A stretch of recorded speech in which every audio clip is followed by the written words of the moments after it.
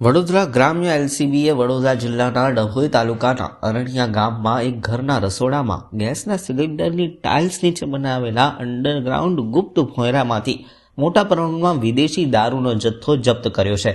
આ કાર્યવાહીમાં કુલ ₹3.31 લાખની કિંમતના 1368 ક્વાર્ટરિયા અને બિયરના ટીન કબજે કરવામાં આવ્યા છે અને બુટલેગરને વોન્ટેડ જાહેર કર્યો છે અને તેની શોધખોળ પણ શરૂ કરી છે.